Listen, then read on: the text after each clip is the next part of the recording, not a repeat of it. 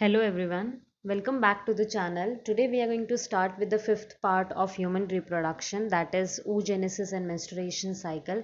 If I talk about the previous part, I have mentioned the link in the description box. If you have not watched those video, I will suggest you to watch so that you can stay connected with this chapter. So let's start.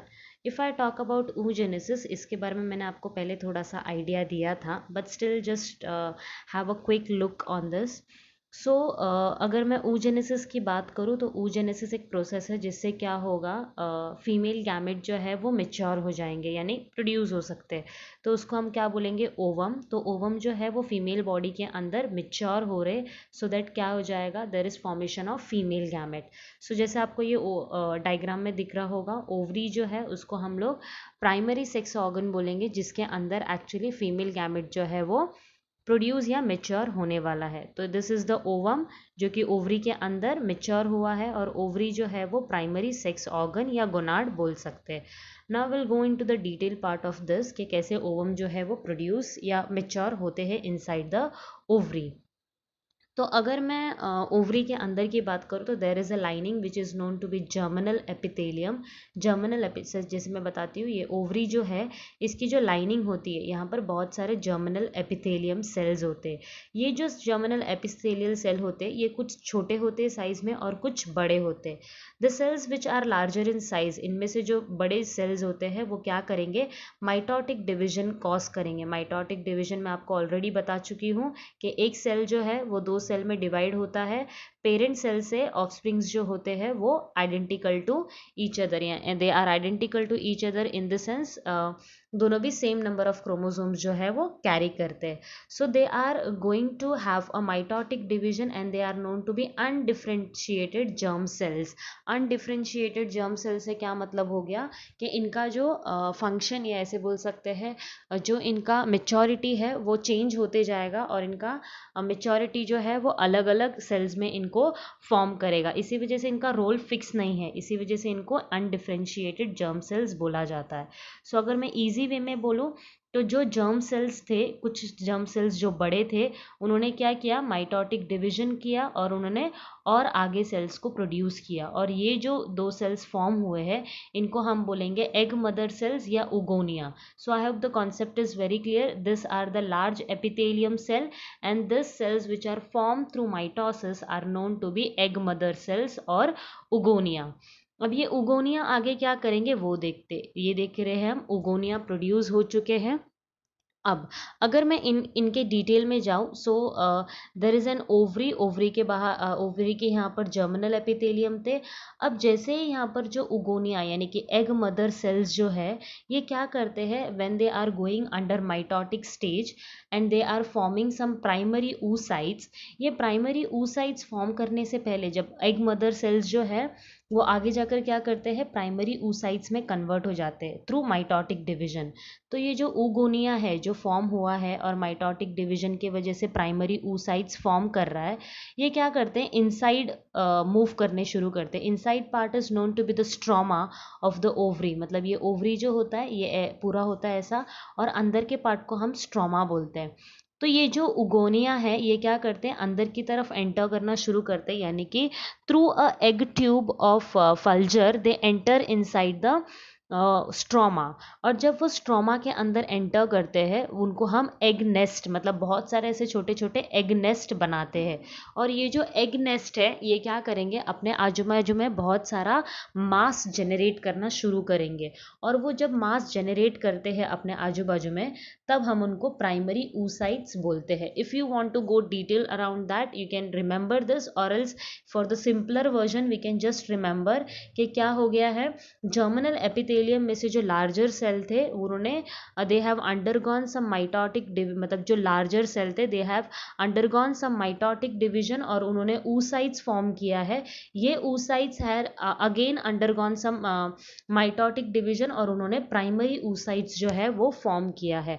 अगर आपको simpler version में याद रखना है तो आप ये याद रख सकते हो, और else you have to, if you want to remember the whole part you need to remember कि जर्मिनल एपिथेलियम से जो लार्जर सेल्स है they have produce the egg mother cell और oogonia have enter inside the stroma part, और उन्होंने egg nest बनाया है, वो एग नेस्ट में से कोई भी एग नेस्ट जो होता है वो मेच्योर हो जाता है और अपने आजू बाजू में बहुत सारे मास को जनरेट करने लगता है।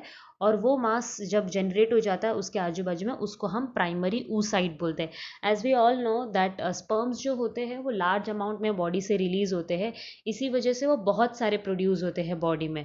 But if I talk about the ovum, ovum जो होता है वो हर एक मंथ में एक ही रिलीज होता है, इसीलिए इसको पूरा मतलब पूरे मंथ में सिर्फ एक ही एग जो है वो मेच्योर होगा। तो ओवरी के अंदर के जो मैं प्राइमरी oocytes की बात करूँ तो they are around 2 million inside the ovary. और ये जो है वो मेच्योर होते हैं और ज़्यादा, और इनका नंबर जो है वो धीरे धीरे रिड्यूस होने लगता है, बिकॉज ओवम जो है वो हर महीने एक एक बॉडी से रिलीज होते जाता है। सो दिस प्राइमरी oocytes जो होते हैं ये they undergo some type of diplotic stage. Okay, तो जैसे ही प्राइमरी oocytes फॉर्म हो जाते हैं बॉडी के अंदर, फीटल डेवलपमेंट के टाइम ही हो जाता है ये, मतलब 25th वीक के अराउंड प्राइमरी oocytes जो है वो बॉडी के अंदर फॉर्म हो चुके होते हैं। और ये जो है अराउंड 2 मिलियन होते हैं, they undergo some diplotic change. Diplotic change in the sense what, diplotene stage ऐसा स्टेज है जो डॉर्मेंसी बोल सकते हैं हम लोग जिनको, मतलब एक लिटिल टाइप ऑफ एग्जाम्पल जो कोई टाइप का चेंज बॉडी में अकर नहीं करेगा जब तक प्यूबर्टी अटेंड नहीं हो जाती है। तो जैसे मेंस्ट्रुएशन साइकिल जब स्टार्ट होता है, एट दैट टाइम ये प्राइमरी oocyte जो है वो कन्वर्ट हो जाएंगे इनटू ओवम। तब तक ये will stay under the diplotene stage. So I hope the concept is clear कि डिप्लॉटिन स्टेज जो है वो एक टाइप का प्रोफेस 1 है, जिसके अंदर क्या हो रहा है, ये प्राइमरी oocytes जो है वो आगे किसी टाइप का चेंज कॉज नहीं कर रहे। तो जब तक प्यूबर्टी अटेंड होती है तब तक ये प्राइमरी oocytes जो होते हैं वो किसी टाइप के लेयर्स बनाते हैं इनके आजू बाजू में, और वो जब लेयर्स बनाते हैं तो इनमें बहुत सारे फॉलिकल्स जो है वो डिग्रेड हो जाते हैं। और इसी अराउंड अगर मैं after once the puberty has been attend, around 60,000 to 80,000 ही प्राइमरी फॉलिकल्स बॉडी में रहते हैं। Now there is a difference between primary oocyte and primary follicle, will talk about that in to detail. तो primary oocyte जो है, जैसे ही body mature हो गई है, ये है primary oocyte, right. Primary oocyte हम लोग को मिल गया है, अब बॉडी मेच्योर हो गई है, female body has attend puberty. So ये प्राइमरी oocyte के आजू बाजू में ग्रैन्युलोसा का लेयर बनना शुरू हो जाएगा। ग्रैन्युलोसा एक टाइप का सेल है और फॉलिकल बोल सकते हैं हम लोग उनको, जो ये प्राइमरी oocyte के बाजू में एक लेयर बना देता है। जैसे ही इसके बाजू में लेयर बना देता है हम इसको प्राइमरी फॉलिकल बोलते हैं। ओके, ये फॉलिकल जो होते हैं वो सारे के सारे 2 मिलियन जो सेल्स है वो पूरे के पूरे फॉलिकल्स में डेवलप नहीं होते, कुछ डिग्रेड भी हो जाते हैं। So we can tell it like 60,000 to 80,000 primary follicles जो होते वो ही बॉडी में रहते हैं, and they are going to convert into the ovum. Okay, so अब क्या हो गया है, प्राइमरी oocytes जो है वो मेच्योर हो गए हैं और प्राइमरी फॉलिकल्स बना रहे हैं बॉडी के अंदर।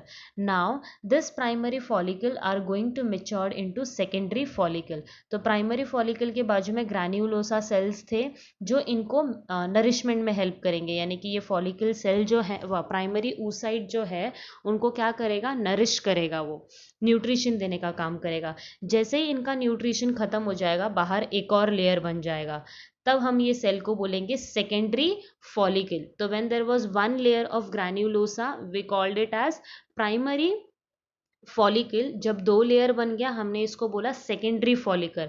Now there will be formation of third layer and then this primary oocyte will be known to be tertiary follicle. ये जो अंदर के 2 लेयर है इन दोनों को हम लोग बोलेंगे इनर थेका या फिर इंटेरा बोलेंगे, और जब ये आउटर लेयर बनाता है इसको हम लोग बोलेंगे आउटर थेका और एक्सटर्ना भी बोल सकते हैं। तो देर आर 2 लेयर्स ऑफ थेकास, ठीक है। और ये जो थर्ड टर्शियरी लेयर बना है ये थोड़ा सा अलग है प्राइमरी और सेकेंडरी से, because it contains some fluid content inside this which is known to be antrum. ये जो टर्शियरी फॉलिकल है इसके अंदर कुछ लिक्विड पोर्शन है जिसको हम लोग एंट्रम बोलते हैं। सो हमने क्या देखा, प्राइमरी oocyte से टर्शियरी फॉलिकल्स जो है वो प्रोड्यूस हो चुके हैं, बट किसी भी टाइप का डिवीजन अब तक नहीं हुआ है। जैसे प्राइमरी oocytes जो थे वहां तक माइटोटिक डिवीजन हुआ था, उसके आगे सिर्फ मेच्योरिटी आया है, there is no division. Okay, you need to be remember this very well. Now we have form the tertiary follicles हमको मिल गए हैं, ऐसे 3 लेयर्स बन गए हैं, we imagine it as an 3 layer. अब हमें बनाना है सेकेंडरी oocyte। वो कैसे बनेगा? जैसे ही टर्शियरी फॉलिकल्स बन जाएंगे, मियोसिस होगा। मियोसिस का मतलब क्या हो गया? जैसे ये टर्शियरी फॉलिकल था, ये डिवाइड हो जाएगा और 2 सेल्स मिल जाएंगे। ये जो 2 सेल्स होंगे वो अनइक्वल डिविजन्स कॉज करेंगे। Unequal division in the sense what? Reductional division होगा। ये जो छोटा सेल है इसको हम लोग बोलेंगे फर्स्ट पोलर बॉडी, और ये जो बड़ा सेल है इसको हम बोलेंगे सेकेंडरी oocyte। ये जो सेकेंडरी oocyte है वो एक्चुअली ओवरी के अंदर से रिलीज होने वाला है एज एन ओवम, राइट। सो इसके अंदर ये जो सेल है that is haploid in nature, और जो फर्स्ट पोलर बॉडी है इसके अंदर सिर्फ साइटोप्लाज्म है और कुछ भी नहीं, तो ये सिर्फ नरिशमेंट के लिए हेल्प कर रहा था। ओके, सो अब सेकेंडरी oocyte मिल गया है। Now the secondary oocyte is going to convert into the ovum. वो कैसे ओवम में कन्वर्ट होगा? इस सेकेंडरी oocyte के बाहर एक और लेयर बनेगी और वो मेच्योर हो जाएगा, और ये जो लेयर है वो है ग्राफिन फॉलिकल की। So there is changes inside the tertiary follicle. Tertiary follicles जो थे वो और ज़्यादा मेच्योर हो जाएंगे, और वो क्या करेंगे? आगे और ज़्यादा लेयर बनाएंगे ग्राफिन फॉलिकल की, और जिसकी वजह से क्या हो जाएगा? It is going to form the ovum. और ओवम जो होगा वो बेसिकली क्या करेगा? उसके आजू बाजू में एक लेयर होगा जिसको हम लोग जोना पेड्यूसिला बोलते हैं। इसका मेन फंक्शन होता है so that it is going to protect the ovum, so that एक ही स्पर्म अंदर एंटर कर पाए। तो स्पर्म जो होता है उसके पास एक एक्रोसोम कर कर एक लेयर होता है। मैंने मेल सिस्टम पढ़ाते समय आपको बताया था कि वो जो लेयर होता है उसको डिग्रेड करने की कैपेसिटी जो होती है वो स्पर्म के पास एक्रोसोम वाले लेयर में होती है। So I hope the concept is very clear कि सेकेंडरी oocyte जो है वो ओवम में कन्वर्ट हो गया है with one more layer which is known to be Graafian follicle. तो सेकेंडरी oocyte has retained is nutrient rich cytoplasm with the primary oocyte। तो प्राइमरी oocyte से सेकेंडरी oocyte फॉर्म हुआ, and then there was some type of maturity, और जिसमें ovum जो है वो मेच्योर हो गया है। Again this is just the cytoplasm part, nothing else. And then this ovum is going to be release for ovulation. तो आपको ऐसे क्वेश्चंस आते हैं कि कौन सा ऐसा oocyte है जो बेसिकली ओवम में रिलीज होता है, तो that is nothing but the secondary oocyte। So I hope the concept is very clear. This is all the return material जो भी मैंने आपको बताया है वहाँ पर, वही रिटर्न मैंने यहाँ पर दिया हुआ है। If you want you can pause the video and note down this points. इसके बाद आ गया अपना ये detail part of the ovary. आप यहाँ पर देख सकते हो ये स्ट्रक्चर में आपको एंट्रम दिख रहा है which is the tertiary follicle जिसके अंदर लिक्विड पोर्शन है। Then there is this is the ovum part which is the only part that is going to release from the body. तो ये आजू बाजू के पार्ट का क्या होता है? That is going to form the corpus luteum, और ये जो कॉर्पस ल्यूटियम है ये प्रोजेस्ट्रॉन का लेवल इंक्रीज करता है बॉडी में। If there is no pregnancy ये कॉर्पस ल्यूटियम जो है वो डिग्रेड हो जाएगा और प्रोजेस्ट्रॉन का लेवल फिर से डिक्रीज हो जाएगा। ओके, और इसके आजू बाजू में आप लेयर देख सकते हो which is known to be zona pellucida. Okay, so I hope the concept is very clear to you all. Now we'll move on to the menstruation cycle part. Menstruation cycle की अगर मैं बात करूँ तो it attends at the puberty 13 to 15 years में होता है, जिस first periods is known to be menarche. And menopause जो होता है जब स्टॉप हो जाता है menstruation cycle at the age of 45 to 55। इसके अंदर हॉर्मोन्स का बहुत इंपॉर्टेंट रोल प्ले होता है, और ये अराउंड 28 डेज के लिए 28 डेज के बाद रिपीट होता है। ओके, तो 28 डेज का साइकिल होता है, and there is different type of cyclic change inside the body also. So there is nothing but the सिर्फ ओवम ही बॉडी से रिलीज नहीं हो रहा है, उसके अलावा there is endometrium tissue। मैंने आपको बताया था कि यूट्रस जो होता है, यूट्रस के बाजू में इधर टिश्यूज़ की लेयर होती है जिसमें से one of the tissue is endometrium. So basically वो ब्लीडिंग कॉज करता है। तो ब्लीडिंग के साथ साथ there is ovum also release from the body, blood होता है और एंडोमेट्रियम टिश्यूज़ भी बॉडी से रिलीज होते हैं। Now will see some cyclic changes inside the body.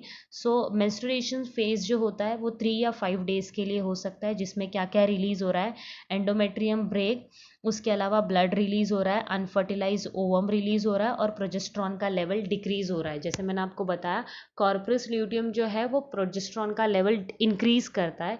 If there is no pregnancy obviously ovum जो है वो बॉडी से बाहर रिलीज हो गया है, यानी ओव्यूलेशन हो गया है और इसी वजह से प्रोजेस्ट्रॉन का लेवल डिक्रीज हो जाएगा। Then there is follicular phase, जिसमें क्या होता है फिर से एंडोमेट्रियम रीबिल्ड होने लगता है for the next cycle. Then there is increase in the F S H and L H. F S H and L H का जो है वो मतलब इंक्रीज होने इम्पॉर्टेंट है बिकॉज क्योंकि ये इनको रीबिल्डिंग करना है फिर से, और वो ओजेस्ट्रॉन को स्टिमुलेट करने में भी हेल्प करेंगे सो दैट हार्मोन का बैलेंस बराबर होना चाहिए। Then there is 14th day, मतलब 1 to 14th डे में जो होता है ओव्यूलेशन हो जाता है। ओव्यूलेशन कब होगा? When there is very high peak level of LH and FSH. LH is luteinizing hormone and FSH is follicle stimulating hormone. इसका मैंने रोल आपको बताया था previously. So LH and FSH बहुत इंपॉर्टेंट रोल प्ले करते हैं ओव्यूलेशन में। If there is any problem inside this hormone ovulation properly नहीं हो पाएगा। सो पीक पे होंगे LH एंड FSH। उसके अलावा देर इज ल्यूटियल फेस, यानी कि जब देर इज नो प्रेगनेंसी, जो प्रोजेस्ट्रॉन है वो ल्यूटियल कॉर्पस ल्यूटियम को सेक्रेट करता है। If there is no pregnancy वो क्या करेगा? ब्लीडिंग कॉज करेगा एंड ओवम जो है वो बॉडी के बाहर सेक्रीट हो जाएगा। जब वो सेक्रीट हो जाता है अगेन फिर से मेंस्ट्रुएशन साइकिल आप देख सकते हो 28 डेज के बाद मेंस्ट्रुएशन साइकिल फिर से स्टार्ट हो जाएगा। यहाँ पे इंक्रीज था अगेन डिक्रीज हो जाएगा because there is no chance of pregnancy. So this are some, ये जो है वो डायग्रामेटिक रिप्रेजेंटेशन मैंने आपको दिया हुआ है यहाँ पर। जैसे आप ये डायग्राम में देख सकते हो ल्यूटिनाइजिंग हार्मोन और फॉलिकल स्टिमुलेटिंग हार्मोन जो है वो पीक पर है। प्रोजेस्ट्रॉन भी होगा but if there is ovum जो है वो बॉडी से रिलीज हो जाता है, प्रोजेस्ट्रॉन का लेवल जो है वो डिक्रीज हो जाएगा जैसे ही मेंस्ट्रुएशन साइकिल स्टार्ट हो जाएगा तब। बॉडी टेम्परेचर जो है वो थोड़ा सा इंक्रीज होता है, जैसे आप देख सकते हो 36 से 37 जो है वो थोड़ा सा हो गया है। So this was all about the menstruation cycle and the oogenesis. I hope you have enjoyed watching this video. Thank you.